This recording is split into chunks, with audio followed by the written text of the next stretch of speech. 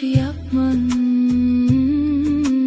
Rizq izlab charchadingmi sen deb yarasa eshik ochilar, yo'llar yopiq tuyulsa ham ya fatta yo'ling ochilar. Darddan bosib bo'lsa yig'lab aytgin ya Shafi, qo'rquv ichra qolib ketsang senga panoh ya Mo'min.